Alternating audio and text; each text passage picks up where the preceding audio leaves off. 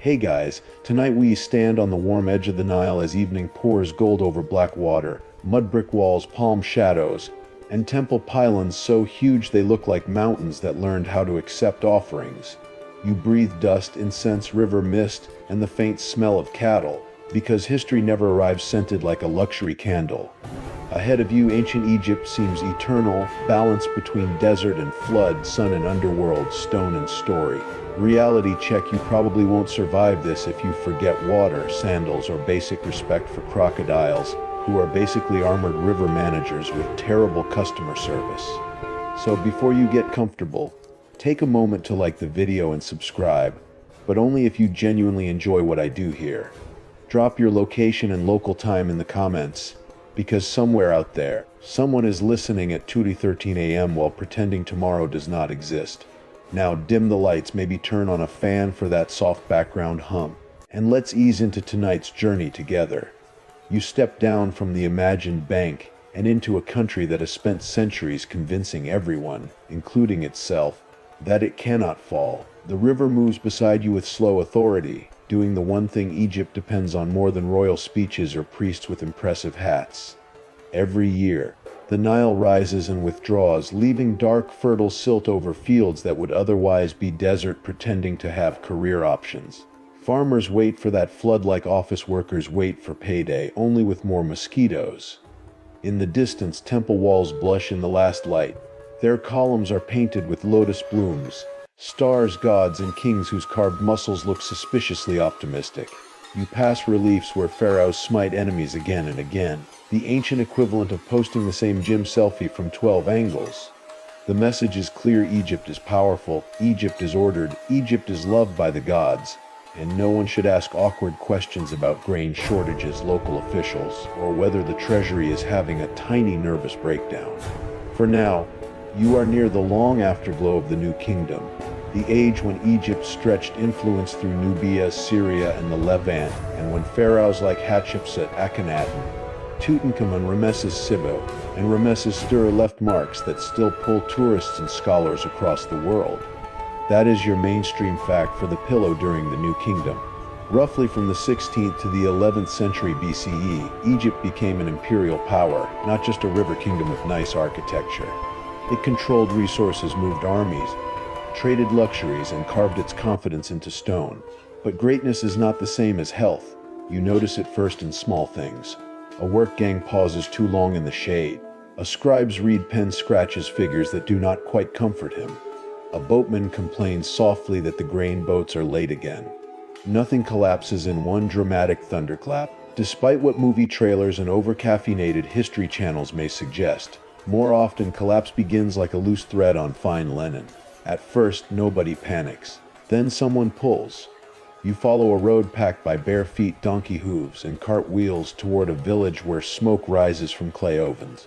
Children circle storage jars while women grind grain with the patient rhythm of people whose backs have never heard the word vacation. Men inspect irrigation channels, because in Egypt a blocked canal is not an inconvenience, it is a threat wearing mud. A grandmother near a doorway watches with calm suspicion. Her world is bread, beer, flax, taxes, family, illness, and the constant measuring of water. And still the kingdom shines. Collapse does not cancel beauty. At Karnak, priests tend rituals for Amun, the hidden god whose temple complex becomes one of the largest religious centers ever built.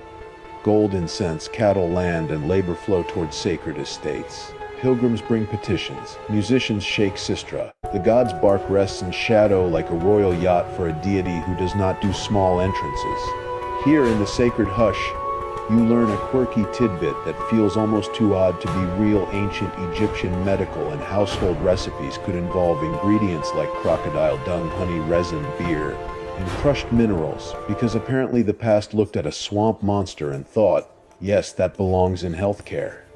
Some scholars debate exactly how certain recipes were used, but the larger point is wonderfully human Egyptians mixed observation, magic, prayer, and substances you would absolutely not want in a modern bathroom cabinet. You keep walking, and the light fades from gold into violet. Somewhere a priest recites words meant to renew creation itself. Somewhere else, a tax collector does math with the emotional warmth of a locked door. Egypt's order, called Mut, is not just politeness or law. It is cosmic balance: the sun rising, the Nile flooding, the dead judged, the king ruling, the fields producing, the gods receiving, and everyone trying not to turn existence into a poorly managed group project. Yet under Ma'at, pressure gathers. Pharaoh is supposed to stand between human life and divine order, but even a royal person with a fake beard and excellent eyeliner can only carry so much symbolism before the shoulders ache. Historians still argue whether Egypt's decline was driven mainly by climate stress, foreign invasion, internal corruption, economic strain, religious power struggles, or the exhausting combination meal of all of them. Egypt does not fall because one villain pushes one giant button. It weakens because many systems, each survivable alone, begin failing together. You look back at the Nile. In the moonlight it seems calm, but that calm is deceptive. This river has fed Egypt, protected it, connected it, and trapped it in a rhythm that feels divine until the rhythm falters. When floods are generous, the kingdom praises the gods and fills granaries. When floods are poor, officials search for explanations, priests offer rituals, farmers tighten belts, and everyone quietly discovers that eternity has monthly expenses. So you stand here at twilight, not at the end yet, not even close, but at the edge of understanding. Egypt is still mighty, its temples still rise, its scribes still write, its kings still claim the favor of gods. But the cracks are there, hairline thin, almost beautiful if you do not know where they lead. You watch lamplight appear along the riverbank, one flame after another, and begin following those flames inward, toward the crown, toward the palace, toward the place where divine power has to become human decision. You follow the lamplight away from the river and toward the palace, where power smells less like fresh lotus and more like hot stone, perfumed oil, and people trying not to look nervous. Egypt's king is not merely a ruler in a fancy chair. He is Pharaoh, the living point where heaven presses its thumb onto earth. He is expected to honor the gods, defeat chaos, protect the borders, feed the temples, regulate justice, keep the Nile's rhythm in moral alignment, and somehow look serene while everyone around him asks for land, grain, titles, exemptions, and probably a better office. It sounds impressive until you imagine the job description. Maintain cosmic balance, command armies, sponsor monuments, settle disputes, appease priesthoods, produce heirs, be divine but also awake for meetings. Even modern managers with ergonomic chairs would quietly resign by lunch. You pass painted walls where Pharaoh is shown taller than everyone else, because ancient propaganda understands composition better than most social media thumbnails. He grips enemies by the hair. He offers wine to gods. He runs ceremonial races proving strength. He smites foreigners in scenes repeated for centuries, not because every reign is actually one long action sequence, but because kingship needs a script. The picture says the world is ordered because the king is strong. The king is strong because the gods approve. The gods approve because the rituals are done. Round and round it goes. A sacred washing machine set permanently to eternal. A mainstream fact settles into the room like incense smoke. Egyptian pharaohs were central to Ma'at, the principle of cosmic and social order, and legitimacy depended on ritual performance as much as military skill. You begin to see why weakness at the top is not just political. It is theological. A poor harvest can become a question about divine favor. A lost battle can become a bruise on the universe. A disputed succession can feel like the sun has briefly misplaced its calendar. So you enter the throne room quietly, bare feet brushing cool stone. Officials stand in careful ranks, scribes hold palettes and reed pens. Courtiers bend, flatter, calculate, and smile with the gentle warmth of people who would absolutely remember where you stood during a succession crisis. Somewhere behind the ceremony, royal women, princes, generals, viziers, and high priests all understand a dangerous truth. Pharaoh may be divine, but the palace is still built by humans, and humans are basically crocodiles with jewelry when inheritance is involved. Remember that crocodile dung sunscreen from the riverbank.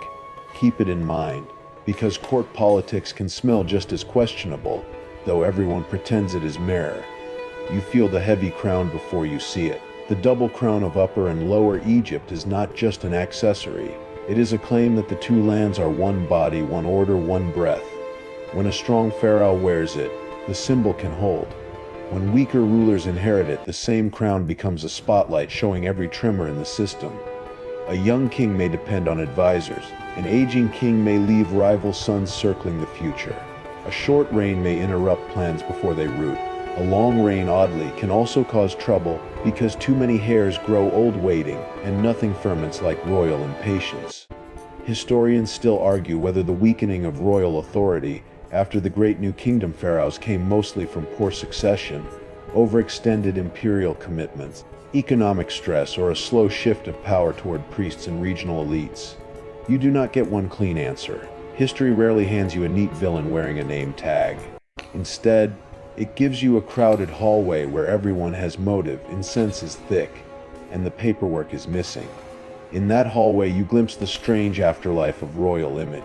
Some kings rule powerfully but leave fewer popular stories. Others, like Tutankhamun, become world famous not because they were mighty empire builders, but because his tomb was found unusually intact thousands of years later. That is your quirky tidbit for the night. One of the most recognizable pharaohs in modern imagination was a young ruler whose reign was relatively brief, while far more consequential kings sit in the cosmic waiting room muttering, "Seriously, the boy with the gold mask again." History can be unfair, so can branding. You move through chambers where names matter almost as much as armies. A royal name is carved into stone to live forever, but forever can be edited. Pharaohs sometimes erased predecessors, reused monuments, or carved their own names over older inscriptions, because apparently ancient kings understood rebranding without asking permission. You run your fingers near a wall where one reign has overwritten another, and the stone feels less eternal now, more like a document with too many revisions. The problem is not that Egyptians believe in sacred kingship. For centuries, that belief helps bind the kingdom together. It gives farmers, soldiers, priests, and officials a shared language of order. It makes taxation feel, at least in theory, like participation in a cosmic system instead of just someone taking your barley with excellent penmanship. It channels labor into temples, tombs, canals, and granaries.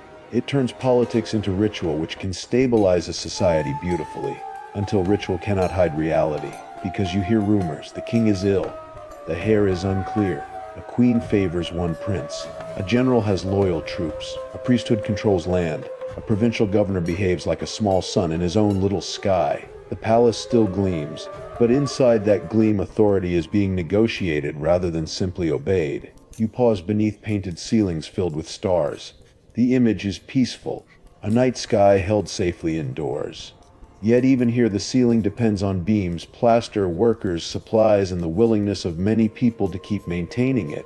That is the secret of every divine monarchy. It looks like it descends from heaven, but it survives through administration. A god king still needs tax records. A cosmic ruler still needs stored grain. A son of Ra still needs someone to tell the kitchen how many geese to roast. And as you drift deeper into the palace's hush, you understand the danger. When the king is strong, Egypt's grand story feels effortless. When the king weakens, every hidden rivalry wakes up. The crown remains bright, yes, but brightness can blind. Beneath it, shoulders strain. Around it, courtiers whisper. Beyond it, temples grow richer, villages grow hungrier, and the kingdom begins to wonder, very softly, whether the person holding up the sky can still feel his arms. You remain beneath that painted ceiling of stars, where the palace tries very hard to look calm, and you begin to notice that silence here is not empty. It has footsteps behind curtains, sealed letters, servants who hear everything, and officials who have mastered the sacred art of looking innocent while knowing enough to ruin 7 families before breakfast. The palace is a machine of bloodlines, favors, rituals, marriages, titles, and controlled access. Who stands near Pharaoh matters, who pours wine matters, who carries a message matters. Even who waits outside a doorway matters, because power loves doors almost as much as jewelry. You move through halls where polished stone reflects oil lamps, and every shadow seems to have a cousin in administration. A mainstream fact waits behind the whispers. Royal succession in ancient Egypt was usually hereditary, passing through the royal family. But it was not always smooth, and competing heirs, queens, officials, and military men could all shape the outcome. Egypt prefers to present kingship as a seamless divine chain, one golden link after another, but the human reality can be messier than a drop basket of figs. A pharaoh may have many wives, many children, and many relatives who understand that the throne is not merely a chair. It is land, ritual power, temple wealth, army command, memory, and immortality carved in stone. You pass a room where scribes copy decrees. Their reed pens move quickly, soft enough for sleep, if you ignore that some words decide careers, punishments, taxes, and whether a noble family smiles next month or starts packing emotionally. Scribes are not warriors, but never underestimate someone holding the records. A sword can threaten your body. A scribe can misplace your inheritance and still have neat handwriting. At the center is Pharaoh, wrapped in divinity. Around him stand royal women, viziers, treasurers, chamberlains, commanders, priests, physicians, tutors, and cupbearers. Somewhere a barber probably knows too much. Every court has one person with scissors and access. Terrifying combination. You hear one whispered name, then another, a prince favored by blood, a prince favored by politics, a child too young to rule without guardians, a queen who protects her son's claim, a general who insists he only wants stability, which is exactly the sort of sentence that should make everyone hide the ceremonial daggers. Egypt's public art shows order. The palace's private air tastes like calculation. And because kingship is sacred, succession trouble does not remain a family issue. It spreads outward. If the wrong heir takes power, will the gods approve? If two factions support different candidates whose rituals count, if a reign begins under suspicion, every bad flood or border raid can be read as cosmic criticism. Ancient politics does not need cable news. It has omens, priests, and people whispering near granaries. Historians still argue whether palace intrigue was usually a symptom of broader weakness, or one of the main causes that accelerated Egypt's fragmentation. You feel why the debate matters. If the kingdom is already strained, intrigue becomes a crack spreading through tired stone. But if the palace itself becomes unstable, it can create the weakness outsiders and local elites later exploit. Chicken, egg, sacred goose, the argument flaps on. You drift toward the women's quarters, not as an intruder, but as a quiet listener in a dream. Here, court life has softer fabrics but no softer stakes. Royal women could own property, sponsor monuments, appear in rituals, and shape succession. Some became regents, a few ruled as pharaoh. The memory of Hatshepsut lingers like perfume in old cedar boxes. A woman who took full kingly titles, wore the false beard in official imagery, and launched building projects that still impress the tired modern world. The false beard is not a fashion recommendation. Do not try it at a wedding unless you are prepared to explain theology to confused cousins. Nearby, a priest enters with measured steps. His shaved head gleams in lamplight. Priests are supposed to serve the gods, tend divine images, recite hymns, purify offerings, and maintain the sacred pulse of the state. But temple service also means land, grain, cattle, workshops, storage facilities. Religion is devotion, yes, but it is also administration with incense. The great temples are not charming little chapels with donation boxes. They are economic engines, archive centers, employers, landholders, and political players. This is where the palace headache grows elegant and dangerous. Pharaoh needs the temples to legitimize him. Temples need Pharaoh to endow and protect them. But as temple estates expand, especially those connected with Amun, sacred wealth can become political muscle. A priest who controls offerings, land, and divine oracles may not wear the crown, but he can make the crown feel heavier. Very polite, very holy, very inconvenient. Then comes the quirky tidbit tucked inside ritual. Like a cat in a laundry basket, divine statues were treated almost like living beings. Priests washed, clothed, perfumed, fed, and presented offerings to the hidden image of the god inside the sanctuary. The public did not casually wander in for a selfie with Amun. Access was restricted, and the god's daily care followed a sacred routine. Imagine being so important that breakfast is a ceremony and everyone whispers while changing your outfit. You return to the palace corridors, and now every symbol feels double. A carved lotus means rebirth, but also the cost of craftsmen. A golden collar means splendor, but also mining tribute, trade, and taxation. A hymn to the king means loyalty, but also a reminder that loyalty must be performed repeatedly. Outside, the night deepens. Inside, decisions continue. Someone recommends a marriage alliance. Someone delays a letter. Someone advises Pharaoh to honor one temple more generously than another. Someone reports that a local governor has become too proud. Someone smiles at a rival in public, then quietly counts enemies like beads. You understand now that collapse can begin in whispers long before it reaches the streets. Not loud rebellion, not burning gates, just softened authority, disputed inheritance, sacred institutions growing too powerful to ignore, and people close to the throne discovering that divine kingship still depends on human cooperation. The palace remains beautiful, but beauty does not prevent rot. Sometimes it only teaches rot how to dress well. So you leave the star-painted ceiling behind and follow the whispers toward the storerooms, where grain measures, tax ledgers, and village obligations wait in neat rows. Because the palace can murmur all night, but eventually every sacred decision travels downriver, lands on a farmer, and asks to be paid in barley. You follow the weight of those ledgers out of the palace and back toward the villages, where royal divinity becomes something less poetic. How many sacks of grain must leave your house before your children have eaten? Dawn lifts slowly over the fields. The Nile's damp breath lies low in the furrows. Birds pick at the mud. Donkeys complain with the ancient confidence of creatures who know they are essential and underappreciated. Here, Egypt is not marble myth. It is mud between toes, chaff in the mouth, shoulders bent under baskets, and the endless arithmetic of survival. The farmer beside you does not spend his morning discussing imperial decline. He is watching water levels, checking canal banks, worrying about seed, and hoping the local official measures fairly, which is adorable in the way only doomed optimism can be. A mainstream fact settles into the dust. Egypt's agricultural life depended on the annual Nile flood, which watered fields and renewed soil with fertile silt, making grain production the backbone of the economy. Barley and emmer wheat become bread and beer, wages and taxes, offerings and rations. Grain is not just food.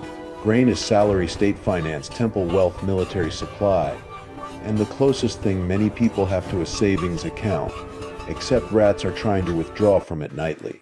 You stand near a threshing floor as workers beat stalks and toss grain into the air. The breeze carries husks away and the good kernels fall back down like tiny promises. Nearby, a scribe sits with a pallet counting. He is clean, calm, and armed with numbers, a frightening weapon. A soldier may take your goat once. A tax record can haunt your grandchildren. Taxation in Egypt is not paid mostly in coins for much of this older world. It is paid in kind: grain, livestock, labor, goods. Officials survey fields after the flood and estimate what can be taken. In a generous year, the system may feel heavy but survivable. In a bad year, it becomes a polite disaster. The state still needs rations for workers, offerings for temples, supplies for armies, and wealth for officials who have never once looked at a cracked irrigation ditch and thought, perhaps I should help. You walk through a village where storage jars stand against mud brick walls. Women grind flour on stone querns. The steady scraping sound is familiar as breathing. Children carry water, a man patches a roof. Another sharpens a sickle. No one is starving dramatically in the street yet, because collapse does not always enter wearing a black cloak and playing sad violin. Sometimes it arrives as smaller loaves, thinner beer, delayed wages, and neighbors borrowing tools they once owned themselves. Remember the palace ceiling painted with stars. Down here, the ceiling is smoke, darkened reeds, and the stars are holes where insects come through. Eternity looks different depending on who has to sweep it. Then the labor obligations appear. When the flood covers fields and farming pauses, villagers can be called for corvée labor, canal work, transport, construction, maintenance, hauling stone or grain. In strong times, this mobilized labor helps build Egypt's wonders and keep irrigation alive. In strained times, it pulls bodies away from households already short on food, energy, and patience. You watch men prepare to leave for state work, and the women counting remaining hands do not look inspired by monumentality. They look like people mentally yelling at a pyramid. There is a quirky tidbit in the village diet. Beer is not a luxury party drink here, but a daily staple, thick, nutritious, and safer than many water sources. Workers receive beer rations and bread, and beer wages keep labor moving. Ancient Egyptian beer probably looks less like a modern chilled bottle and more like a cloudy grain smoothie with ambition. Someone should put it in a wellness cafe and charge too much, but please no. When harvests falter, all these systems tighten at once. Poor Nile floods mean lower yields. Lower yields mean less grain for families and less surplus for the state.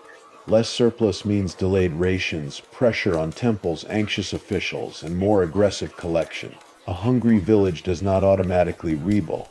First, it adapts. People stretch flour, sell animals, borrow from kin, postpone repairs, appeal to officials, pray harder, blame neighbors, and quietly resent anyone whose granary still has a satisfying thud when struck.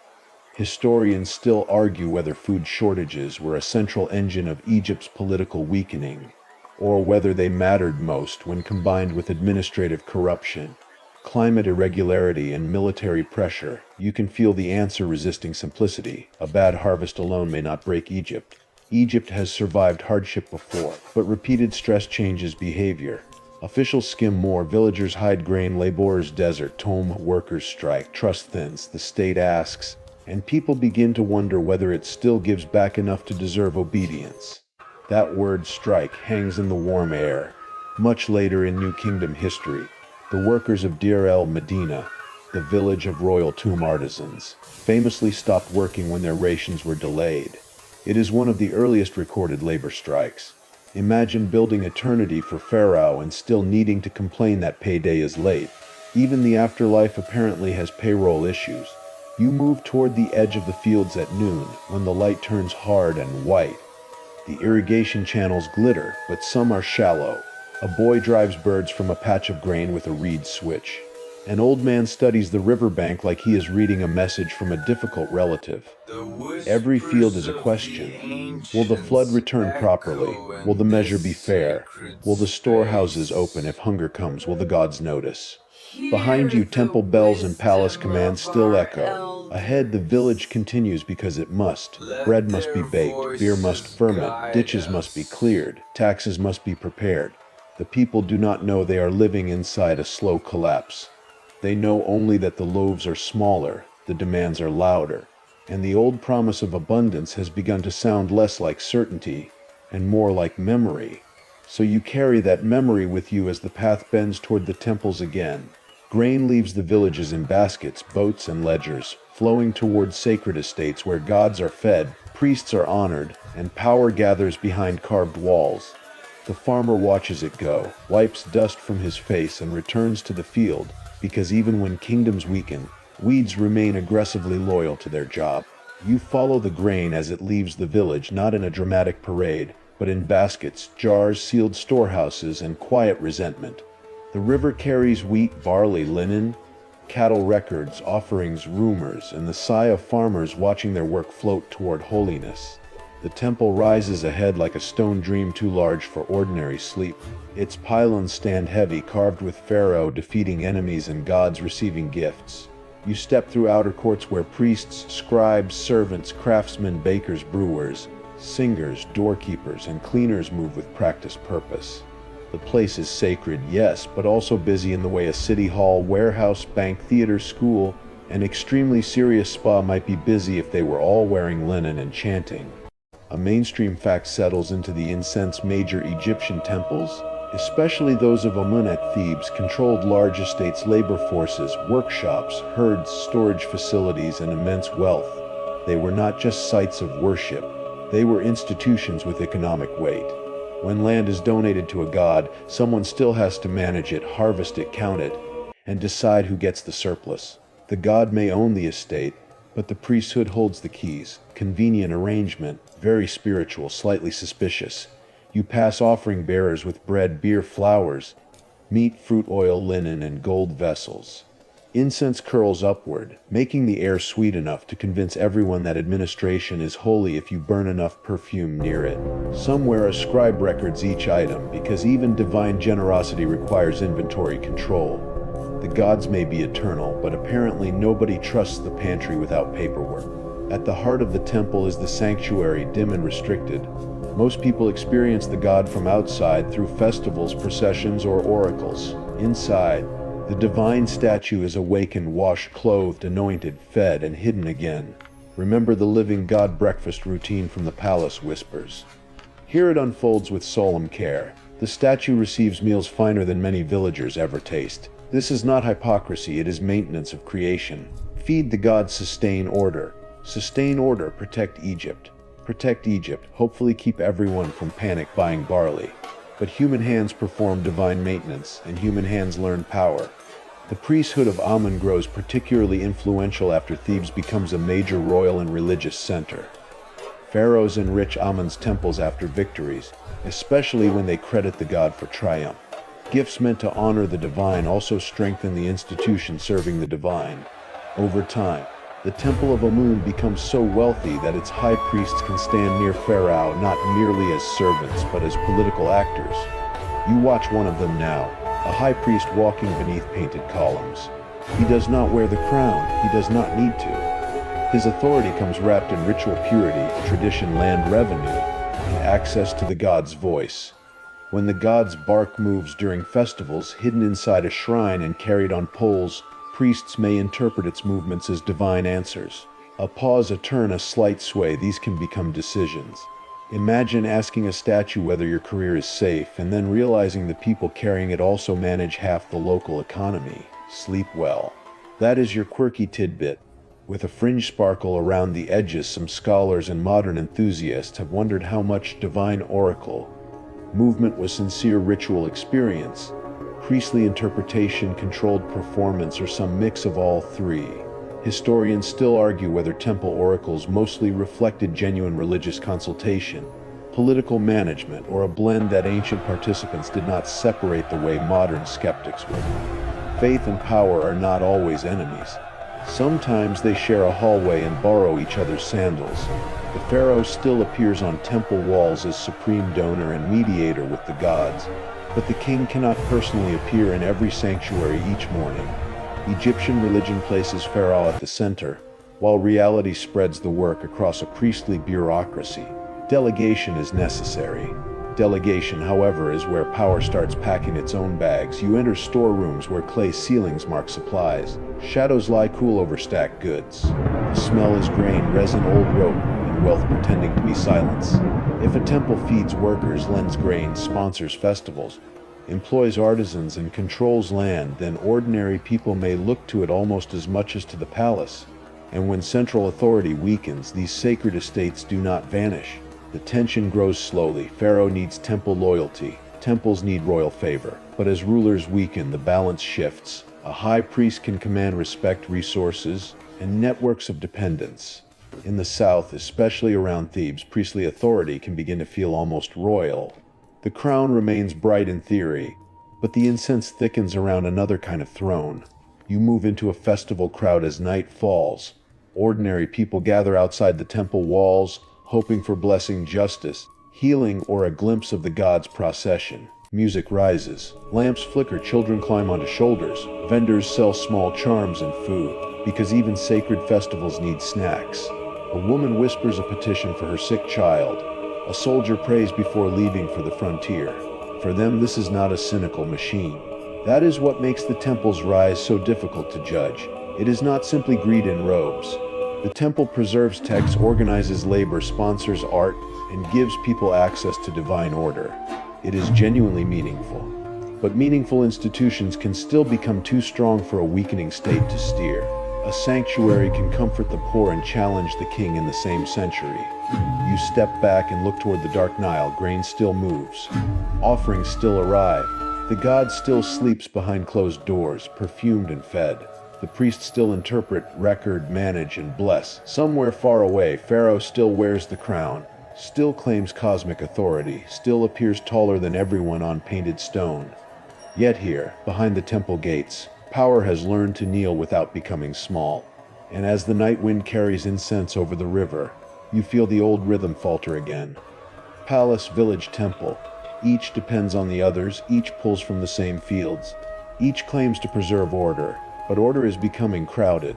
Too many hands hold the same sacred rope. Too many voices speak for the gods. You leave the temple with perfumed dust on your skin, walking toward a sky where the stars look steady, even as the river below begins to remember years when it did not rise enough. You leave the temple with incense still caught in your hair and walk into a morning that should feel generous. The river should be glinting with confidence. The banks should look fat with promise.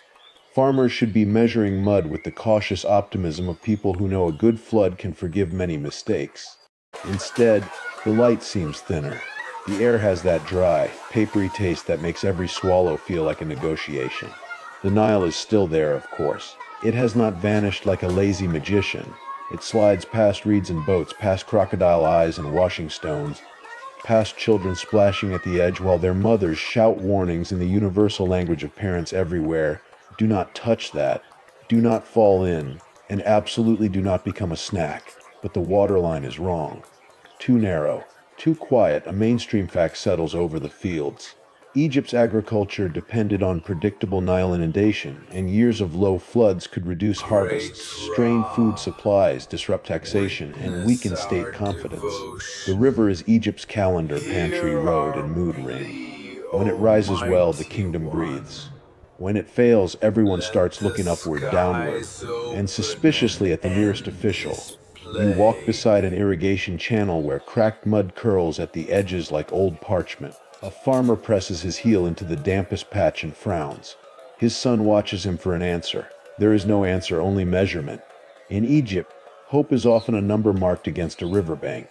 The priests still chant, Pharaoh still performs rituals, officials still write, but nature is annoyingly unimpressed by paperwork. You can carve a king smiting enemies on a wall, but you cannot intimidate the atmosphere with a chisel. You can offer incense to the gods, but dry wind does not politely resign. Somewhere a scribe may be tempted to write, insufficient flood due to administrative misunderstanding, because bureaucracies love making disasters sound tidy. You pass storage houses where older grain is guarded carefully. In a good year, granaries are confidence made visible. In a bad year, they become arguments waiting for a key. Who gets ration first? Workers, soldiers, temples, villagers, palace dependents. The order of distribution reveals the real skeleton of society.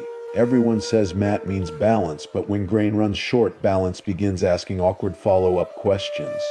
Remember the village loaves growing smaller? Now you see why.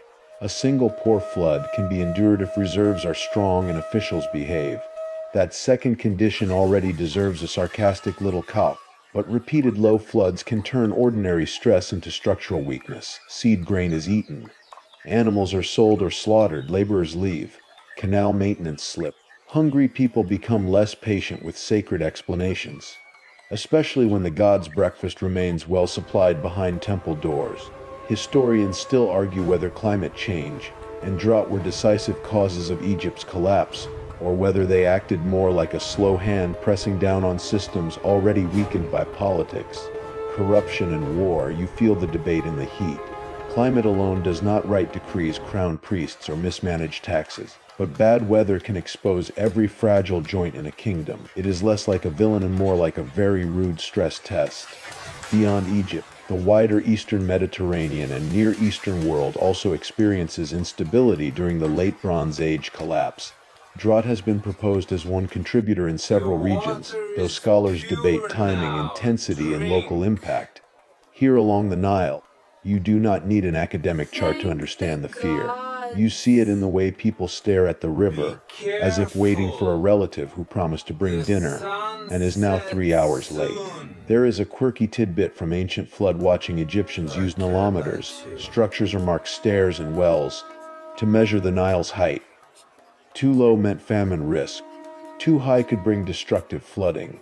The perfect flood was a sweet spot, because apparently even the river had to be dramatic if it overachieved. Imagine checking the annual water level like refreshing a delivery app, except the delivery is civilization. You descend stone steps at one such measuring place. Damp marks show older levels, ghost lines of better years. A priest or official would have watched these numbers with intense interest, because flood height influenced expectations for harvest and taxes. Too little water and fields fail. Too much water and villages drown, just right, and everyone praises the gods while quietly hoping the tax assessment is not too enthusiastic. The dry years alter sound. Mills turn less, songs shorten, boats ride lighter, arguments become sharper at wells. Even animals seem to chew with concern. Dust gathers on leaves. A woman shakes a jar and hears only a dull scrape at the bottom. A boy asks whether the Nile will rise next year, and the adult beside him answers too quickly, which is how children learn fear. You continue southward in imagination, toward cataracts and desert roads, toward places where Egypt's relationship with water becomes even more visible. The desert is always close. That is the thing modern maps can hide. Egypt's green world is a ribbon. Step away from the Nile and the land becomes stone, sand, glare, and silent. The kingdom's wealth depends on the narrow miracle between two dry immensities. It is beautiful, yes, but also fragile in a way that makes every palm tree look like it is standing guard. Yet nobody calls this collapse while living it. They call it a bad flood, a hard season, a shortage, an unfair collector, an unanswered prayer. Collapse is a name historians give after patterns become visible. To the people inside it, life remains immediate. Grind the grain, patch the canal, save the seed, count the jars, watch the river. Try not to panic in front of the children. At sunset, the sky turns copper, and the Nile reflects it with heartbreaking calm. The gods are still honored. Pharaoh is still divine. Temples still store wealth. Villages still work. But the old rhythm has missed another beat, and now everyone hears it, even if no one says it plainly. You stand at the bank where mud should be deeper, and the wind lifts dry dust around your ankles, carrying you toward the edges of Egypt, where hunger inside the kingdom will soon meet pressure from beyond it. You follow the dry wind east and west until the green ribbon of Egypt begins to narrow and the borders come into view. They are not crisp lines on a modern map, no neat black strokes politely separating one country from another. They are deserts, forts, wells, patrol roads, grazing lands, river cataracts, coastal mouths, and human nerves stretched across distance. Inside Egypt, low floods have made every basket of grain feel important. Outside Egypt, other peoples are moving, raiding, trading, settling, fleeing, pushing, and pushed. The old world is restless. You stand near a frontier outpost where soldiers watch the horizon with the bored intensity of men who know boredom can become shouting. A mainstream fact settles beneath your sandals during the late New Kingdom and after. Egypt faced pressure from multiple directions, including Libyan groups in western desert, Nubian interests to the south, and maritime raiders or migrants often called the Sea Peoples along the Mediterranean world. Egypt is wealthy, famous, vulnerable, and surrounded by ambitious neighbors. Basically, it is the ancient equivalent of leaving cake on a table and hoping nobody notices. You look west first, toward the desert beyond the Delta and the Oasis. Libyan groups have long interacted with Egypt as traders, laborers, soldiers, raiders, and settlers. In prosperous times, Egypt can manage these relationships through campaigns, diplomacy, employment, and controlled settlement. In weaker times, the same relationships become harder to manage. Borders are not walls when people need pasture, food, safety, or opportunity. A desert does not stop movement, it just charges a brutal entry fee. At a fort, you hear reports of cattle raids, migrating families, armed bands, and negotiations that sound suspiciously like threats wearing sandals. Some Libyans enter Egyptian service as soldiers. Some settle in the Delta, some fight Egypt. Over time, Libyan-descended families become embedded in Egyptian life, and eventually some will rule as pharaohs. That future is not here fully yet, but its shadow already leans across the sand. Historians still argue whether Libyan pressure should be understood mainly as invasion, migration, gradual settlement, internal integration, or all of those at moments depending on region and ruler. Foreign invasion sounds simple and cinematic, while the truth often looks like families, mercenaries, chiefs, marriages, raids, and tax records slowly changing who holds local power. History loves ruining easy thumbnails. You turn south toward Nubia, where the Nile narrows through cataracts and stone. Egypt has long treated Nubia as both neighbor and prize, a source of gold, soldiers, trade, goods, and strategic control. During the New Kingdom, Egypt dominates parts of Nubia through forts, administration, temples, and appointed officials. But domination is expensive. It requires troops, supplies, loyal governors, and the ability to project power upstream. When Egypt weakens, the south breathes differently. Nubia is not merely a passive borderland waiting to be controlled. It has its own cultures, leaders, sacred landscapes, and ambitions. Egyptian influence sinks deep there, especially in elite art and religion, but influence can return with interest. Much later, Kushite rulers from Nubia will embrace Egyptian kingship so strongly that they march north as restorers of ancient order. That twist would make a palace scribe drop his reed pen and pretend that was intentional. For now, you stand near a southern garrison and feel the strain of distance. Grainers must travel, news must travel. Everything travels slowly except anxiety, which arrives early and uninvited. Soldiers here may be Egyptian, Nubian, mixed, local, foreign, loyal, underpaid, or simply tired of eating the same rations while officers praise glory. Remember those delayed tomb worker wages. A frontier army with delayed supplies is not a lullaby. It is a drumbeat. Then your path bends north, toward the coast, where the Mediterranean looks silver under a pale sky. Ships can appear from mist, carrying traders one season and raiders the next. The label, Sea Peoples, appears in Egyptian records for groups involved in attacks during the wider Late Bronze Age collapse. Pharaoh Ramesses III famously records battles against them, presenting himself as defender at Egypt's gates. The reliefs show ships, warriors, families in ox carts, feathered headgear, round shields, and conflict rendered with royal confidence. The inscriptions say Egypt withstands the storm. And, to a degree, it does. Unlike some Bronze Age powers that vanish or fracture drastically, Egypt survives the crisis. But survival is not the same as bouncing back refreshed with a scented towel.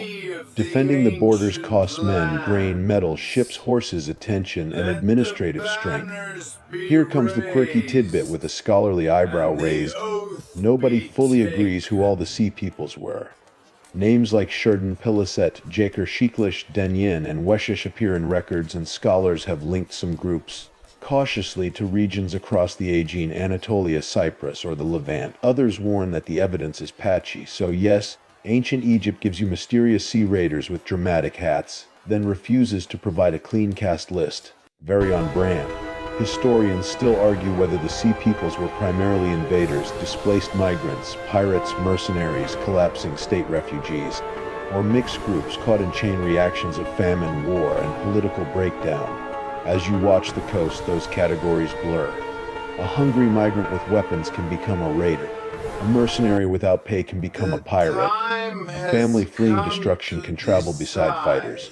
The sea carries desperation and ambition in the same hull. A captain watches the horizon while scribes tally cargo. Bronze, timber, wine, oil, and luxury goods once moved through these networks regularly. But when routes become unsafe, palaces lose prestige materials, workshops slow, diplomatic gifts weaken, and elites get cranky, which is dangerous because cranky elites own seals, soldiers, and opinions. You stand between desert and sea, south and north, and feel Egypt's problem expanding. The kingdom is not falling because outsiders suddenly discover the address. Outsiders have always existed. The danger comes because Egypt's internal strength is thinning just as external pressure thickens. A strong house can weather hard wind. A house with cracked beams makes interesting noises at midnight, and nobody wants interesting noises from architecture. As dusk settles over the frontier, watchfires appear one by one. Egypt still guards itself. It still names enemies, builds forts, launches campaigns, and announces victory in stone. But each watchfire consumes fuel. Each soldier consumes grain. Each border report pulls attention from canals, temples, succession, and hunger. You turn from the horizon and continue with the army's footprints, toward the men hired to protect Egypt, and toward the uneasy question of whom protection serves when loyalties begin to divide. You walk behind the soldiers as morning drags itself over the frontier, pale and dusty, while spear tips catch the first light like little promises nobody should trust too much. The men move in loose rhythm, sandals scuffing, shields knocking against hips, linen tunics darkened with sweat before the day has even properly begun. War in temple reliefs looks clean, heroic, and conveniently well composed. War on the road smells like leather, onions, donkey breath, old oil, and one man insisting his blister is actually a sign from the gods. The Egyptian army has never been one simple thing. It changes across centuries, growing from local levies and royal retainers into a more organized force with infantry, chariots, archers, officers, scribes, supply workers, and specialized units. In the New Kingdom, Egypt's imperial power depends heavily on soldiers who can campaign in the Levant, guard Nubia, defend the Delta, and remind ambitious neighbors that Pharaoh's reach is longer than his ceremonial beard. A mainstream fact settles with the beat of marching feet. New Kingdom Egypt maintained a professional military structure, including chariotry and organized divisions, and foreign soldiers such as Nubians, Libyans, Shurden, and others could serve within Egyptian forces. Egypt does not simply fight foreigners. It hires them, settles them, absorbs them, equips them, rewards them, mistrusts them, and occasionally discovers they have become politically important. Ancient statcraft, complicated, sweaty, and rarely improved by helmets. You pass archers checking bowstrings. Nubian archers have a fierce reputation, and Egyptian art often shows Nubians as skilled bowmen. Nearby are men whose families came from Libyan groups, now serving in Egyptian ranks, speaking Egyptian commands with accents that make older officers twitch. Some soldiers fight because of loyalty. Some fight because of land grants. Some fight because food is food and a spear is employable. Motivation, as always, is less noble when rent is due. Remember the grain boats leaving the villages. They feed these men. Every army is a stomach with weapons attached. It needs bread, beer-dried fish, onions, water, sandals, arrows, spare wood, copper, leather, animal fodder, scribes to track rations, and officers to complain that the rations are wrong. When Egypt is wealthy, the machine moves. When harvests shrink and payments delay, the machine begins coughing in a way no priest wants to interpret. You stop near a supply camp where a scribe counts rations with dangerous calm. Soldiers watch him like cats watching someone open a cupboard. Pay and provisioning matter because armies do not run on ideology alone. Pharaoh may be divine, but even a divine king cannot ask a hungry mercenary to defend a canal using vibes. The old joke writes itself gently. For Mad and 2 loaves a day is inspiring only if the loaves actually arrive. Foreign fighters bring skill and flexibility. They can strengthen the army, fill gaps, and provide manpower when Egyptian communities are stretched. But they also alter the balance of loyalty. A foreign soldier serving Egypt may become deeply integrated, marry locally, receive land, and raise children who think of Egypt as home. Or he may remain attached to a chief, a commander, a paymaster, a region, or the simple universal flag of whoever feeds him on time. That flag has never lost a battle in human history, mostly because everyone salutes dinner.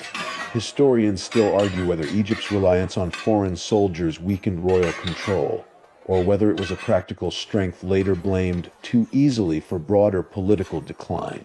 You can see both sides from the dust of the camp. The empire needs manpower. Foreign troops are not automatically disloyal.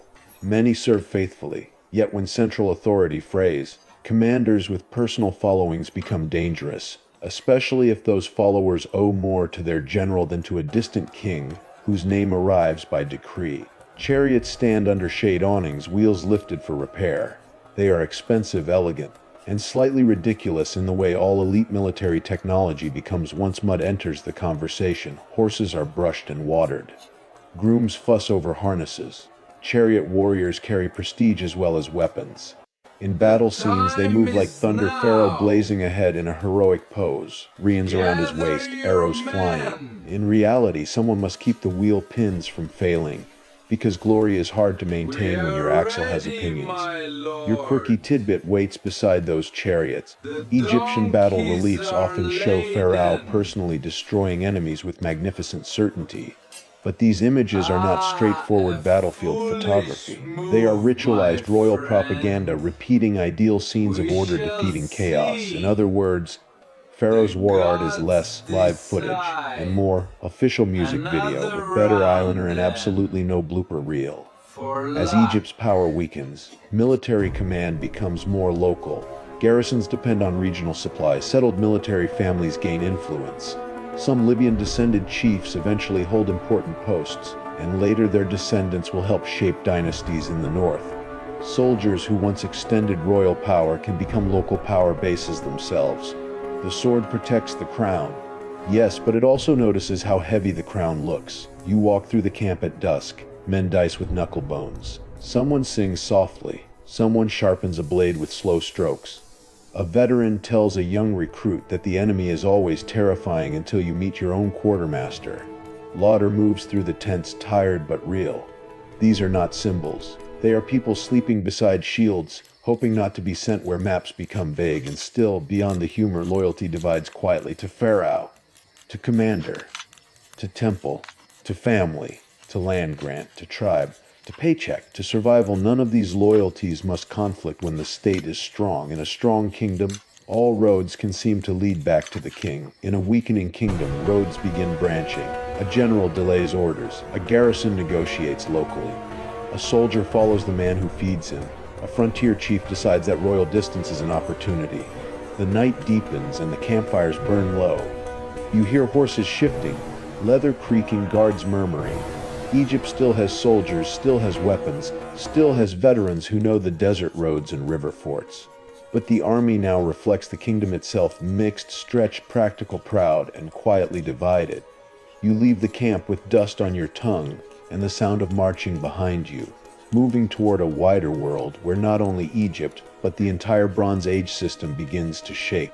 You leave the campfires and follow the road into a world larger than Egypt, a world tied together by ships, caravans, marriage treaties, gifts, copper ingots, tin routes, diplomatic letters, and the kind of elite confidence that assumes tomorrow will continue because yesterday looked expensive. The soldiers behind you guard Egypt's edges. But beyond those edges, the eastern Mediterranean is trembling. You stand at a harbor where late sunlight lies over stacked jars and coiled ropes. Sailors shout over cargo. Merchants count amphorae. A scribe checks seals on boxes that have traveled farther than most peasants will ever imagine. Somewhere in these goods are cedar from Lebanon, copper from Cyprus, tin from distant roads, wine, oil, glass, ivory, incense, textiles, and luxury objects meant for courts that communicate through gifts the way modern people communicate through suspiciously cheerful emails. A mainstream fact settles with the smell of salt around the late 13th and early 12th centuries BCE. Several Bronze Age powers across the eastern Mediterranean and Near East suffered destruction, disruption, or decline, including Mycenaean Greece, the Hittite Empire, parts of the Levant, and trade networks linking royal courts. Egypt survives better than some, but survival is not comfort. It is limping through a storm while insisting the sandals are fine. Before the storm, this world is connected in surprisingly modern ways. Kings write to kings as brothers, exchange royal daughters, ask for gold, complain about missing gifts, and occasionally sound like wealthy relatives arguing over wedding etiquette. Diplomatic letters from the Amarna archive show rulers of Egypt, Babylon, Assyria, Mitanni, Hatti, and smaller Levantine states negotiating alliances and prestige. The tone can be grand but petty. One king basically asks why the gold sent to him is not impressive enough, proving that international relations has always included the sentence, "Is this all?" Remember the temple storerooms and the army rations. They depend partly on Egypt's own land, yes, but imperial status depends on movement beyond Egypt. Bronze needs copper and tin. Chariots need wood and horses. Palaces want exotic goods. Temples want incense and precious materials. Elites want objects that whisper. I have friends overseas and they send me shiny things. When routes become unsafe, prestige cracks first, then production, then confidence. You move into a trading quarter where foreigners speak many languages under awnings. Cypriot copper arrives in oxide-shaped ingots, heavy slabs shaped vaguely like stretched hides, practical for carrying and now beloved by museum labels. That is your quirky tidbit for the night. Bronze Age copper ingots look a bit like someone tried to make metal into a very uncomfortable blanket. Scholars debate exactly how standardized their use was in every context, but they remain a sign of a trade world that moved raw material across the sea before anyone invented a reliable weather app. Then the tremors intensify. Palaces burn in some regions. Archives and routes break. Craftsmen lose patrons. Refugees move. Raiders appear. Local chiefs grow bolder. A drought in one area, a war in another, a succession crisis somewhere else. And suddenly the whole network behaves like a necklace snapping. Each bead may be small, but good luck finding them under the furniture. Historians still argue whether the late Bronze Age collapse was caused mainly by climate stress, invasions, internal rebellions, earthquakes, systems failure, technological change, trade disruption, or cascading combinations of all these. You feel the important word cascading. One bad event can be absorbed. 10 bad events, each worsening the others, become a history teacher's headache and a civilization's nightmare. Collapse is rarely one domino. It is the table tilting while everyone argues about dominoes. Egypt's records under Ramesses III present the kingdom as a defender against chaotic foreign groups, especially the Sea Peoples. The reliefs at Medinet Habu show land and sea battles, enemy ships, captured warriors, and Pharaoh as the victorious center of order. The message is strong: Egypt stands. The enemies fall. Mot survives. The carving has no space for budget notes. And yet you stand behind that victory and hear the cost. Ships must be built or gathered. Soldiers must be equipped. Forts must be supplied. Grain must be collected from villages already tense. Temples still expect offerings. Workers still need rations. Officials still expect status. Winning a defensive war can preserve a kingdom while draining it. Imagine surviving a house fire, then realizing the repairs, the smoke damage, and your cousin's advice are all somehow worse than the flames. Egypt's empire in the Levant shrinks. Tributary relationships weaken. International correspondence loses the old texture of easy royal exchange. Some nearby cities are destroyed, others transformed, others continue under new conditions. The region does not become empty despite dramatic maps that make the ancient world look like someone spilled ink and sadness over it. People adapt. New identities form. Iron use gradually becomes more common. Smaller kingdoms rise, traders find new routes. The world after collapse is not silence. It is a different song played on damaged instruments. You walk through the Egyptian court after news arrives from abroad. The palace still performs confidence. Messengers bow. Scribes record, priests interpret. Pharaoh's image remains composed because official art does not do nervous sweating. But behind the scenes, the old imperial imagination has been wounded. Egypt once dealt with other great powers as a peer among giants. Now some giants have fallen, and fallen giants are inconvenient neighbors. They leave rubble, migrants, raiders, broken trade, and awkward memories. A courtier holds a foreign vessel in his hands, painted and delicate. It may once have arrived as a diplomatic gift, proof of connection. Now it looks like a relic from a world that assumed itself permanent. You understand how people inside Egypt might not immediately call this decline. They might call it victory, adjustment, defense, difficulty, change. But the wider system that helped support Egypt's imperial age has fractured. The kingdom remains, but less surrounded by familiar partners and more by uncertainty. Night comes over the harbor. Boats creak, ropes tighten. A gull cries with the emotional subtlety of a tax collector. You watch the sea darken, carrying fewer certainties than before. Egypt has survived the breaking of the Bronze Age world, and that survival matters. But something has been spent that stone reliefs cannot refund. Trade is shaken, confidence is bruised, borders are costly, and the old palace network of brother kings has thinned into memory. You turn from the harbor toward the western cliffs, where another sign of stress waits in darkness. The royal tombs sealed for eternity, and not nearly as safe as eternity was advertised. You leave the dark harbor and travel westward in imagination, back across the river toward cliffs that rise like sleeping guardians beyond Thebes. Dawn has not yet broken. The desert is cold in that unfair way deserts enjoy, as if the sun's daytime cruelty must be balanced by nighttime betrayal. Sand whispers under your sandals. The village lights behind you shrink, and ahead waits the Valley of the Kings, a place built to hide eternity from thieves, who unfortunately also had eyes. The valley does not look like a place for gods at first. It is dry, stony, quiet, and severe. No grand pyramid points at the sky here. Instead, the tombs of New Kingdom pharaohs are cut into the limestone, concealed in wadis and cliffs, their corridors descending into painted chambers where kings travel through the underworld. The idea is practical as well as sacred: hide the royal dead, protect the body, preserve the funerary goods, and keep the king's journey into eternity properly supplied. Ancient Egypt looks at death and says, yes, we will need furniture. A mainstream fact settles into the pale sand.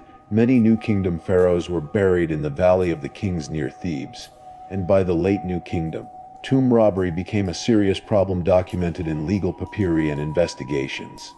The royal tombs are meant to be sealed forever, but forever has guards. Guards have salaries. Salaries depend on grain, and grain has already been giving everyone attitude. You approach a tomb entrance half hidden by rock. The doorway is sealed, or was sealed, or has been sealed again after someone noticed the sacred house of a god. King had been treated like a poorly defended warehouse. Inside, painted walls show the sun god traveling through night, serpents subdued, gates open, divine beings arranged with cosmic precision. Outside, men with chisels, ropes, baskets. Fear and opportunity do the least cosmic thing imaginable. They break in. Remember those smaller village loaves and delayed rations. Here they echo in stone. Tomb robbery is not just greed, though greed absolutely attends, probably in a nice linen sash.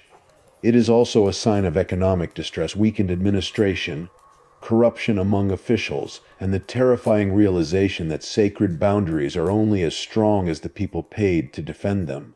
When workers go unpaid and officials skim supplies, even eternity starts looking negotiable. You move through the imagined corridor by lamplight. Smoke stains the ceiling. The air smells of dust, bat droppings, old plaster, and resin. The tomb's painted gods stare with calm disapproval, which is impressive considering the situation. A robber squeezes through a narrow breach, whispering to a partner outside. He is afraid, but not afraid enough. Hunger is an excellent motivational speaker, if a morally terrible one. There is gold here, yes, but not always lying in neat piles like a dragon's savings account. Tomb goods include amulets, jewelry, vessels, furniture, linens, oils, ritual objects, weapons, and precious materials attached to coffins or mummies. Robbers strip, pry, smash, melt, divide, carry away, and then somehow expect nobody to notice that the afterlife has been reorganized with a crowbar. The quirky tidbit waits in the court records. Ancient investigations into tomb robbery preserve confessions, interrogations, and lists of suspects with startlingly human details. Some accused robbers describe dividing loot into shares, bribing officials, or entering tombs through breaches. In other words, the ancient paperwork occasionally reads less like sacred history and more like a true crime podcast with reed pens. You can almost hear the host whisper, and that is when the copper chisel changed everything. Historians still argue whether tomb robbery was mainly a symptom of state collapse, a driver of further loss of royal legitimacy, or a long-standing problem that became visible whenever central oversight weakened. The debate matters because tombs are symbolic banks of authority. If a pharaoh cannot protect his own burial, can he protect the living? If priests and officials quietly benefit from theft, can sacred order still claim clean hands? If the dead king's treasures are melted into private profit, Maat is not merely strained, it is being pawned. You step into Deir el Medina, the workers' village not far from the valley, where skilled artisans once carved and painted royal tombs. These are not anonymous slaves from a lazy old myth. They are specialized workers, literate in varying degrees, organized, housed, rationed, and proud of their craft. They know the tombs intimately, which is excellent for construction and slightly less excellent for security if the economy collapses and someone starts thinking too creatively. This village has left behind ostraca, letters, lists, sketches, complaints, and fragments of daily life. Workers quarrel, worship household gods, borrow tools, report illness, and make drawings on broken pottery shards because papyrus is expensive and ancient people also needed scratch paper. One ostracan shows a cat herding geese like a tiny parody of authority, which feels almost illegal in how modern it is, even in a world of divine kings. Someone looked at a cat and thought, yes, this creature definitely runs things. But the ladder thins when you remember the strikes. When rations fail, the tomb workers protest, leaving their work and demanding payment. These are the hands meant to build royal eternity, forced to remind officials that devotion does not fill a stomach. The valley's sanctity depends on an administrative chain that is fraying one delayed grain delivery at a time. Night returns over the cliffs. You stand outside a tomb whose entrance has been resealed, though the seal now feels more like a wish than a guarantee. Inside, a dead king lies among prayers, spells, and damaged splendor. Outside, guards murmur, officials investigate, and villagers pretend not to know whose cousin suddenly has a suspiciously fine bracelet. The desert keeps secrets well, but not perfectly. Nothing human does. The Valley of the Kings was meant to solve a problem, hide the royal dead better than pyramids had. Yet hiding cannot protect against poverty, corruption, insider knowledge, and time. Egypt's old promise was that the king maintained order from life into death and beyond. Now even the royal afterlife bears tool marks. You leave the valley as the sun lifts over the cliffs, lighting the stones with soft gold, and you understand that a kingdom is in trouble when its dead need better security than its living can afford. You leave the valley with the morning sun at your back, but the light does not gather Egypt into one clean shape anymore. It stretches the land into pieces: river, desert, temple, town, fortress, harbor, field, court. From a distance, Egypt still looks like one kingdom, a long green thread stitched through sand. Up close, the thread is fraying into knots. You drift north and south at once, the way dreams allow, following the Nile as it carries boats, taxes, rumors, and authority that grows thinner with every mile. In the south, Thebes still breathes through its temples. The priesthood of Amun stands powerful, wealthy, and deeply rooted. In the north, the delta opens wide into marshes, ports, military settlements, trade routes, and local strongmen whose loyalty to a distant southern ritual world is, let's say, negotiable. Egypt is still Egypt, but it begins to feel like one country wearing two masks and pretending nobody notices the elastic snapping. A mainstream fact settles into this divided era after the New Kingdom. Egypt entered the Third Intermediate Period, when political authority became fragmented, with rulers in the north and powerful high priests or local authorities in the south often sharing, competing for or dividing control. The old image of one pharaoh dominating the two lands weakens. Kings still take royal names. Temples still perform ceremonies. Scribes still write as if order is intact, because official language has never enjoyed admitting a mess. But power on the ground has become regional. You stand in Thebes first, where Amun's temple estates keep their rhythm. The god is fed, the priests are robed, offerings are counted. Sacred processions continue beneath painted columns. The south does not feel abandoned. It feels governed differently, by men who may not always call themselves kings, but can act with kingly weight. The high priests of Amun become so influential that they control much of Upper Egypt's administration, economy, and military power. They are technically servants of the god, which is a very elegant way to say, please do not ask who is really in charge. Remember the temple breakfast for the divine statue. Down here, that breakfast is not just religion, it is politics with incense. Whoever controls the god's house controls land, labor, legitimacy, and the sacred mood of the south. A royal decree from the north may arrive looking official, but if Thebes chooses to blink slowly at it, the decree suddenly feels less muscular. Then you drift north into the delta, where canals branch like veins and towns sit amid wetlands, fields, and trading routes. The north is more open to the Mediterranean, more exposed to movement, more full of Libyan-descended military families, chiefs, and local dynasts. Authority here can gather around cities such as Tanis, Bubastis, and later Sais. The landscape itself encourages complexity. Marshes hide people, rivers split paths, ports invite strangers. If Upper Egypt is a temple corridor, Lower Egypt is a busy marketplace where everyone claims to know the owner. Historians still argue whether this division should be seen as decline, adaptation, decentralization, or a new political balance suited to change conditions. That phrase matters because collapse can make people imagine only failure, yet life continues. Fields are planted, temples are built, kings are buried, art is made, children are born, merchants haggle, someone still complains that the beer is too thin. Egypt is not dead, it is decentralized, and decentralized history is harder to narrate because it refuses to stand in one dramatic spotlight. You pass a local ruler's residence, smaller than the great palaces of imperial memory, but still rich enough to make villagers sigh privately. Officials here use royal symbols, temple connections, military followers, family alliances, and careful marriages to hold influence. Power no longer flows only from the crown downward. It rises from regions, lineages, and estates, then negotiates with whoever claims the throne. The map becomes less like a pyramid and more like a dinner table where too many relatives have opinions about seating. The quirky tidbit comes in the form of royal burials at Tanis. Later discoveries revealed that some kings of this divided age were buried with impressive treasures in the delta, including silver coffins and gold masks, even though they are far less famous than Tutankhamun. Silver was especially precious in Egypt because it was rarer locally than gold. Imagine being buried in a silver coffin and still losing the fame contest to a teenager with excellent branding. The afterlife is not fair, and neither are museum gift shops. As you move between north and south, the official language keeps insisting on unity. Pharaoh remains lord of the two lands.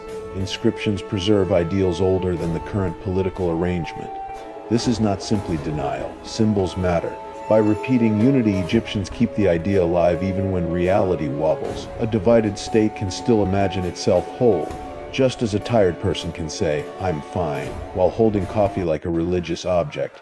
But practical problems multiply, tax collection becomes local, military authority attaches to regional commanders.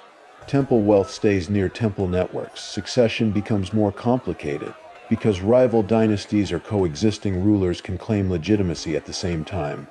A king in the north may rule by name over all Egypt, while the south obeys its own priestly leadership in daily life. Everyone may avoid open rupture when possible, because open rupture is expensive and tends to ruin harvest schedules. But beneath the polite formulas, the kingdom's center is no longer centered. You ride a riverboat through evening. On the banks, villages light cooking fires. The Nile still links the land, and that link prevents total separation. Boats move grain, letters, statues, soldiers, brides, complaints, and gossip with impressive efficiency. The river is the old spine. Yet even a spine cannot decide what the hands are doing if the nerves misfire. You think back to the heavy crown, the palace whispers, the hungry villages, the rich temples, the low floods, the border pressures, the mixed armies, the shaken Bronze Age world, the robbed tombs. None of those threads disappears. They twist together here, in a state that still performs unity while practicing compromise.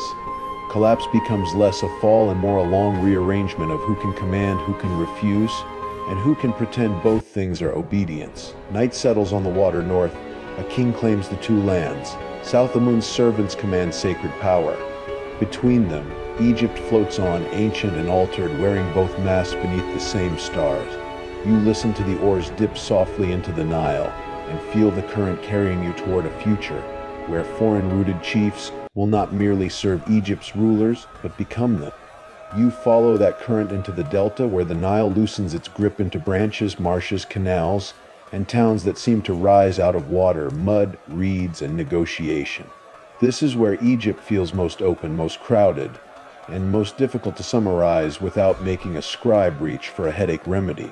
The old kingdom of one bright center has become a landscape of regional powers, and now some of those powers carry names, ancestry, and military traditions rooted beyond Egypt's older royal line. Libyan-descended chiefs and families have been in Egypt for generations by this point. Some arrived as settlers, some as soldiers, some as captives, some as allies, and some through the slow human habit of moving where survival, pay, land, and opportunity point. They are no longer simply outsiders at the edge. They hold commands, marry into local elites, control towns, and gather followers. Then, gradually, they step into kingship itself. A mainstream fact settles over the Delta reads during the Third Intermediate Period. Egypt was ruled by Libyan-descended dynasties, especially the 22nd dynasty founded by Shoshenq I, who took traditional pharaonic titles and ruled as an Egyptian king. This is not Egypt being replaced overnight by strangers in dramatic helmets. It is more complicated and, unfortunately for simple storytelling, more interesting. Foreign-rooted rulers become Egyptian pharaohs by using Egyptian language, rituals, temples, royal names, and symbols. The crown remains Egyptian, even when the family history has crossed borders. You stand in a court at Bubastis or Tanis, where officials move beneath painted walls and local chiefs arrive with their own entourages. Shoshenq I, remembered in biblical tradition as Shishak, campaigns into the Levant and leaves victory inscriptions at Karnak. He acts like a pharaoh because he is ruling as one, dedicating monuments, honoring gods, commanding armies, and placing relatives in strategic offices. The old pharaonic machine still runs, but its gears now include local strongmen, military clans, temple alliances, and family networks that do not always obey one central hand. Remember the divided kingdom wearing two masks. Now imagine those masks multiplying at a family reunion. Everyone has titles, everyone has claims, everyone says they respect tradition. Someone is definitely moving boundary markers when nobody looks.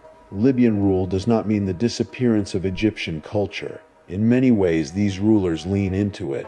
They adopt throne names, they make offerings to Egyptian gods. They appear in familiar poses. Their legitimacy depends on continuity. A foreign-rooted king does not succeed by announcing, "Good news, we are throwing away 3,000 years of religious symbolism."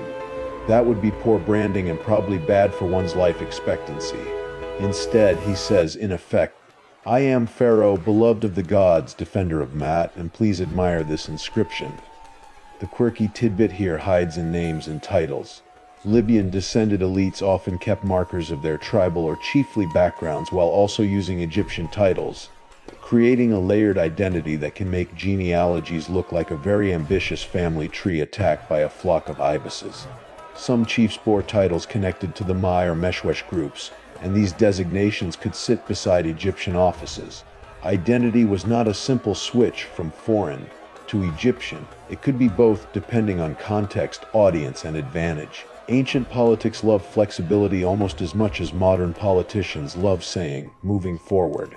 Historians still argue whether Libyan rule represents foreign domination, successful integration, political fragmentation, or a practical adaptation to Egypt's changed military and regional realities. You feel why the wording matters. To call it invasion misses the generations of settlement and service. To call it seamless integration misses the real decentralization and power of local chiefs. To call it collapse misses the fact that temples, kingship, art, and administration continue. To call it stability requires ignoring how many people are now sharing the steering wheel. You move through a temple court where offerings still arrive, but now royal donations are part of a wider chessboard. A king places sons and relatives as high priests, governors, or military commanders to bind the land together. This seems sensible because family loyalty is useful. It is also risky because family members are famous throughout history for turning "thanks for the appointment" into "what if this province were mine?" Give a cousin an army, a temple office, and a regional base, and suddenly Thanksgiving gets tense even without turkey. Temple networks remain crucial. Thebes in the south still carries enormous religious weight. To control Egypt, northern rulers must deal with southern priestly power, not merely issue commands at it. Marriage alliances become tools. Royal daughters may be installed in sacred positions. The office, later known as God's wife of Amun, grows in importance, especially as a way to connect royal houses with Theban religious authority. Women in these roles can control estates, rituals, and succession lines within temple power. Once again, the temple is not just a prayer room. It is a political engine with hymns. Local power thickens everywhere. Chiefs rule towns, military leaders command followers. Temples own land. Kings claim universality but negotiate constantly. The old pharaoh once stood at the top of a pyramid of command. Now he stands inside a web. And webs are excellent until you realize spiders also live there. You travel by boat through the delta at sunset. Reeds whisper along the channels. Cattle stand knee-deep in water.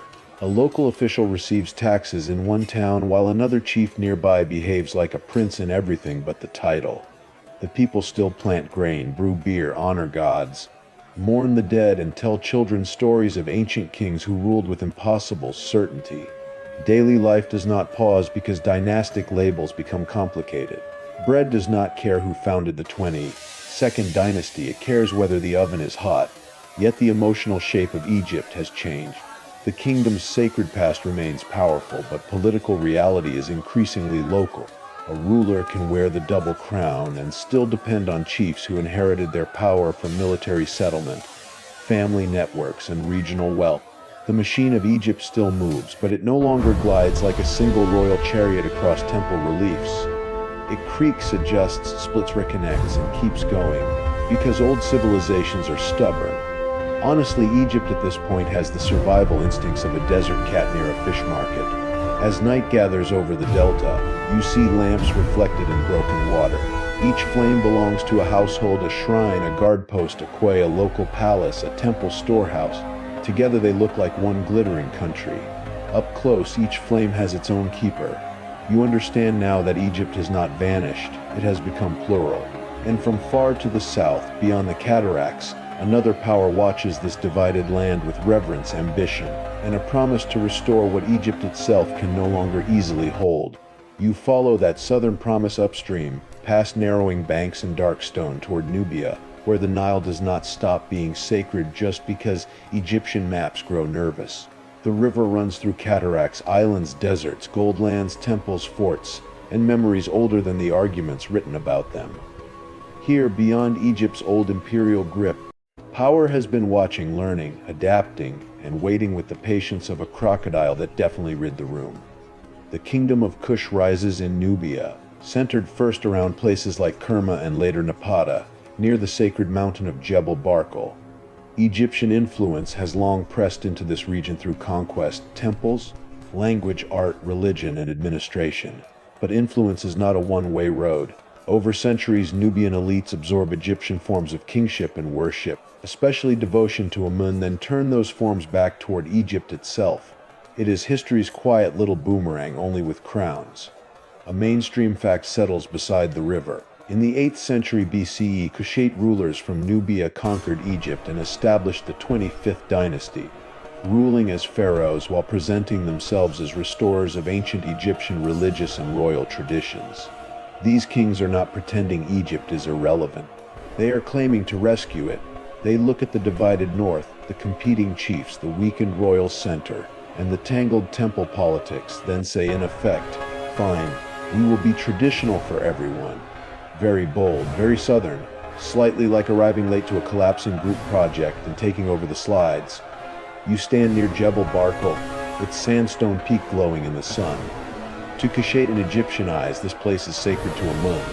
The mountain rises from the desert like a divine marker, and temples at its foot bind Nubian kingship to the same sacred language that once gave Egyptian pharaohs cosmic authority. The Kushite rulers do not see themselves as outsiders wearing borrowed clothes. They see themselves as legitimate heirs to an ancient order, perhaps even more faithful to tradition than the fragmented rulers of Egypt's north. Remember the temple breakfast for the hidden god. In Kush, Amun also receives devotion, and that shared religious world becomes political fuel. A king who honors Amun at Napata can march into Egypt not merely as conqueror but as chosen restorer. It is excellent branding, and this time the branding comes with armies. You follow the Kushite advance northward. Pi, also called Pianki, campaigns into Egypt and records his victory on a famous stela. The inscription presents him as pious, disciplined, offended by disorder, and deeply concerned with proper ritual behavior. He rebukes opponents, accepts submissions, and emphasizes purification before entering sacred spaces. In other words, he invades Egypt with the energy of someone correcting both your military strategy and your temple manners. Nobody enjoys being conquered by a man who also tells you to wash correctly. The quirky tidbit here gleams like desert light.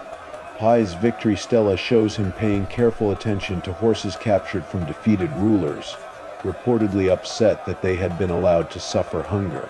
Whether read as royal compassion, elite horse culture, propaganda, or all of those, it gives the conquest a strangely specific emotional detail. Ancient kings may boast of victory, but Pi also wants you to know that neglected horses are unacceptable. Honestly fair. Historians still argue whether the Kushite conquest should be seen mainly as foreign domination, religious restoration, Nubian imperial ambition, or a genuine attempt to reunify Egypt under older ideals of Maat. You feel the complexity as you move through Thebes. The priests of Amun can recognize Kushite devotion. Egyptian traditions continue. Temples receive attention.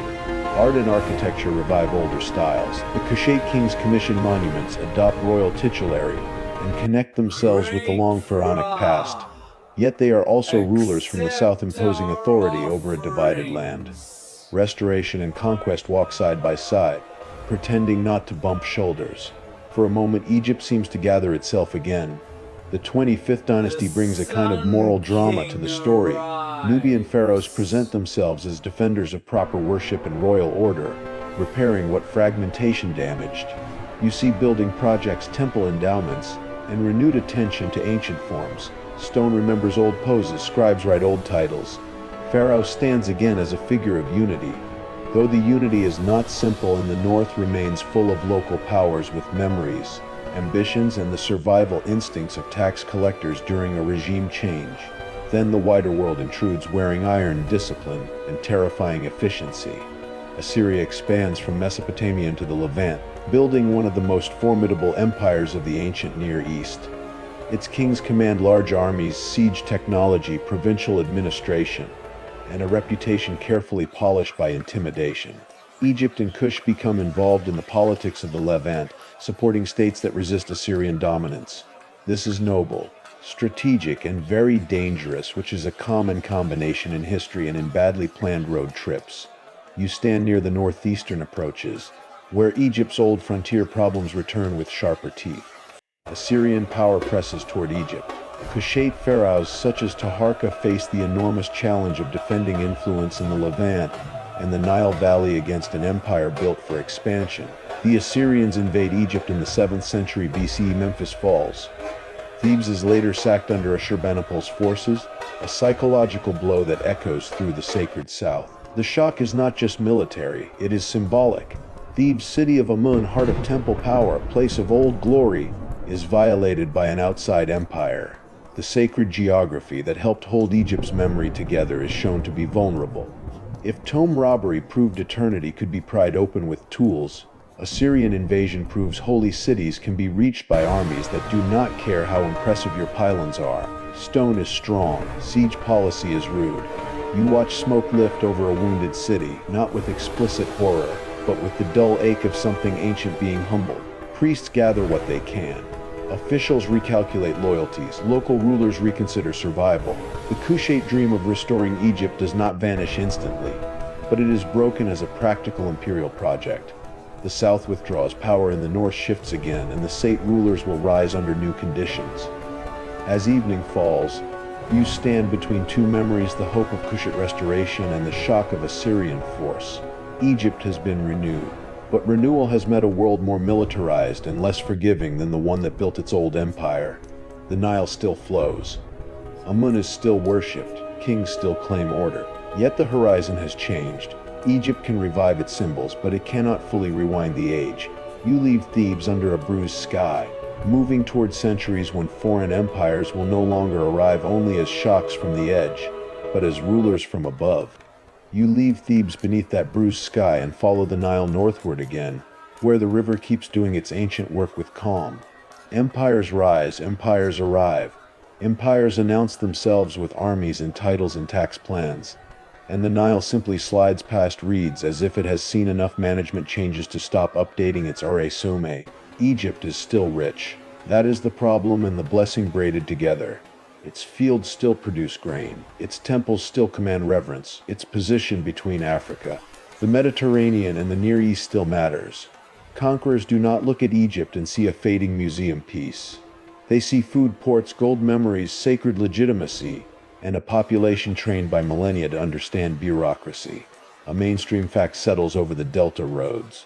Egypt came under Persian rule in 525 BCE when Cambyses defeated Samtik-Athuri, making Egypt part of the Achaemenid Persian Empire. This does not mean Egypt becomes culturally blank, as if someone wiped the temple walls clean and replaced everything with a Persian office memo. Egyptian religion continues. Temples function. Priests negotiate. Local elites adapt, but ultimate ruler is now an imperial king whose main capital lies far beyond the Nile. You stand in Memphis as officials adjust to a new hierarchy. Egyptian scribes are still useful, because conquest is thrilling for about 5 minutes. Then somebody needs tax accounts. Persian rulers often present themselves through Egyptian royal forms when dealing with Egypt. They may take pharaonic titles, support temples, and appear in ways that make rule legible to Egyptian tradition. An empire that wants revenue usually learns local manners, at least enough not to trip over the furniture. Remember the Libyan kings adopting Egyptian symbols. Here the pattern returns, but on a larger imperial scale. Outsiders rule Egypt by becoming, in official language, pharaohs. The crown has become a technology of legitimacy, wearable by men whose power comes from elsewhere. Very efficient, slightly haunted. Historians still argue whether Persian rule in Egypt was mostly oppressive foreign domination, pragmatic imperial administration, or a shifting mix that depended on each ruler, region, and period. Some Egyptian traditions portray Persian rulers harshly. Some evidence shows temple support and administrative continuity.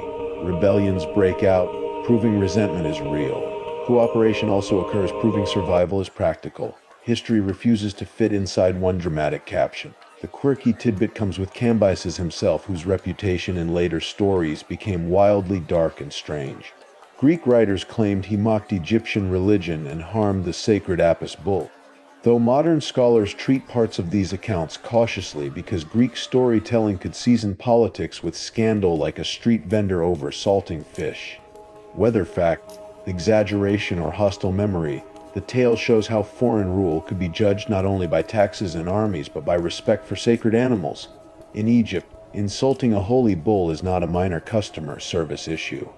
Persian control does not remain smooth forever. Egypt rebels more than once and even regains periods of native rule. For a while, Egyptian dynasties return and pharaohs again claim independence. You watch hope flare bright and fragile.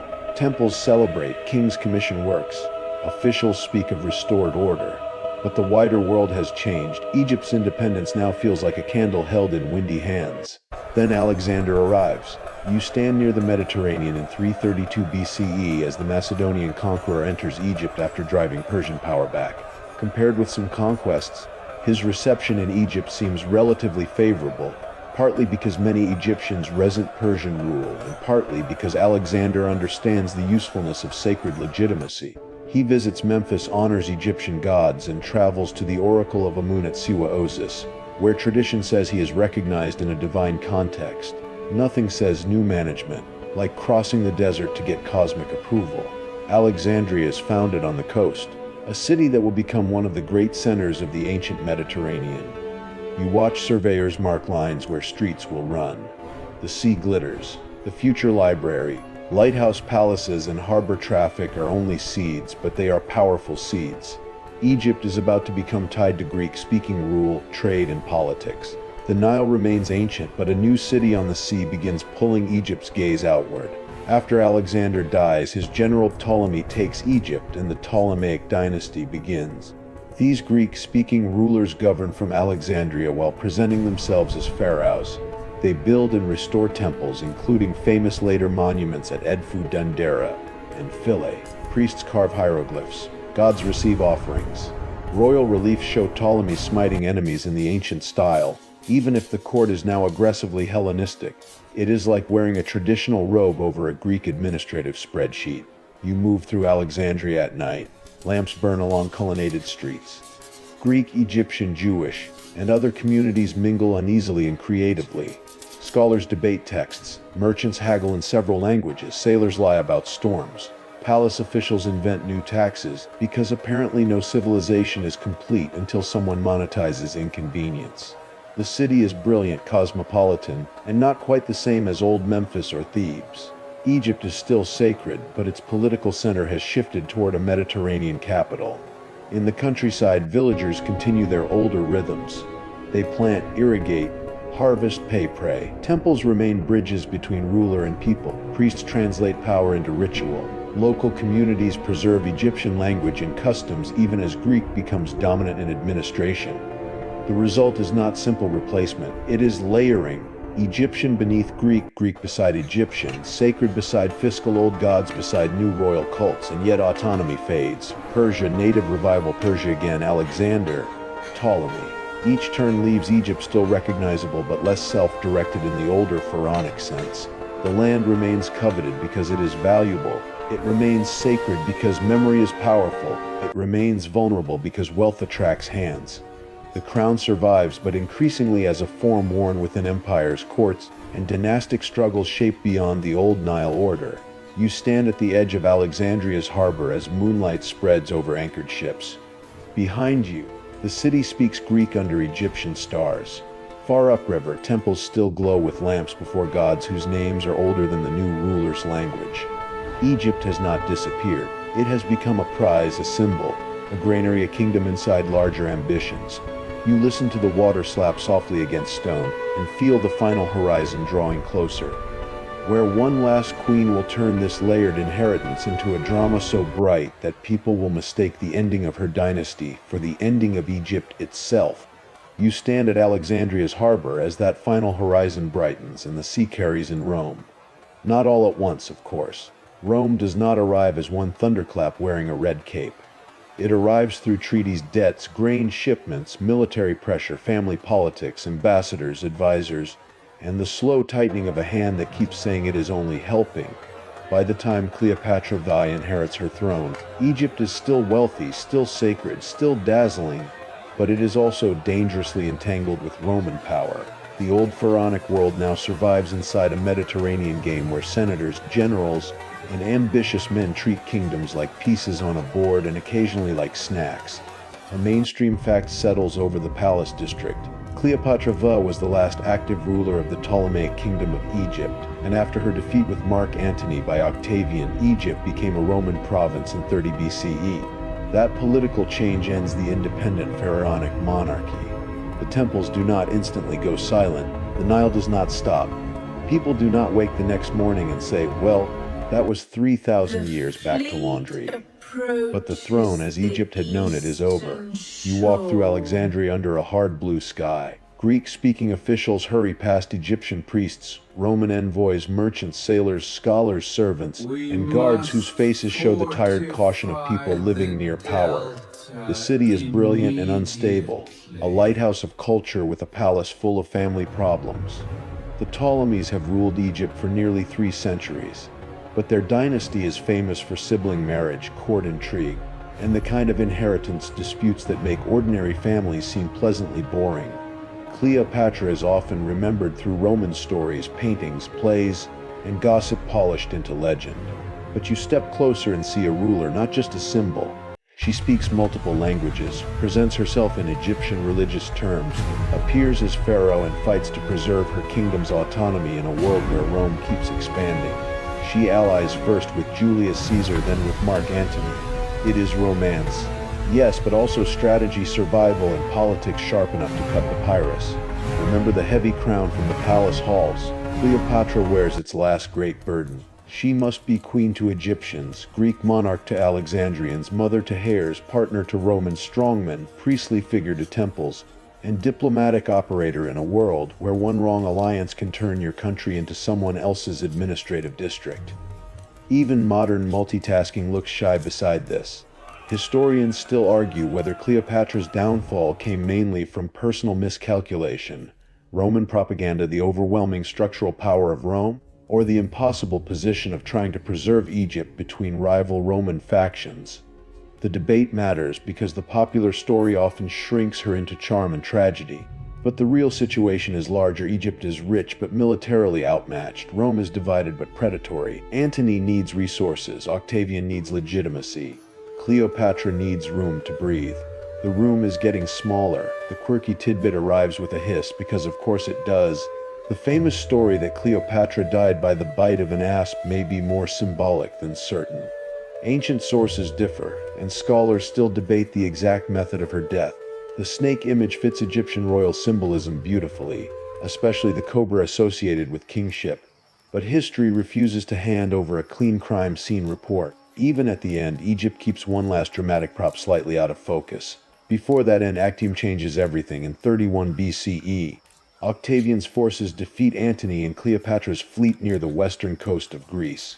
Naval battles are often described with neat arrows on maps, which is very considerate of maps and very dishonest to seasick people.